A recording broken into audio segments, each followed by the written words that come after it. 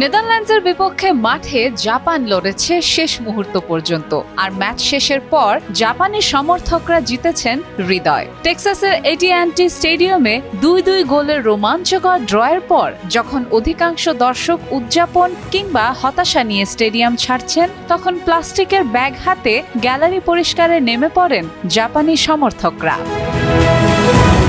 রোববার group F এর ম্যাচে ২ বার পিছিয়ে পড়েও দুর্দান্তভাবে সমতায় ফেরে জাপান। তবে ম্যাচ শেষে আলোচনার কেন্দ্রবিন্দু হয়ে ওঠে তাদের সমর্থকদের শৃঙ্খলা ও দায়িত্ববোধ। গ্যালারিতে পড়ে থাকা বোতল, খাবারের প্যাকেট সহ নানা আবর্জনা নিজেরাই কুড়িয়ে পরিষ্কার করতে দেখা যায় তাদের।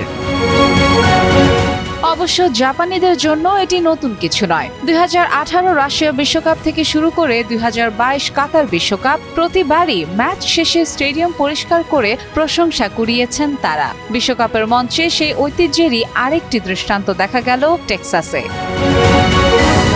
মাঠে জাপান লড়েছে একটি মূল্যবান পয়েন্টের জন্য, আর মাঠের বাইরে তাদের সমর্থকরা দেখিয়েছেন দায়িত্বশীলতার এক অনন্য উদাহরণ। তাই নেদারল্যান্ডসের বিপক্ষে ড্রয়ের রাতটি শুধু ফুটবলের জন্য নয়, জাপানি সমর্থকদের অসাধারণ সংস্কৃতির কারণেও স্মরণীয় হয়ে থাকবে।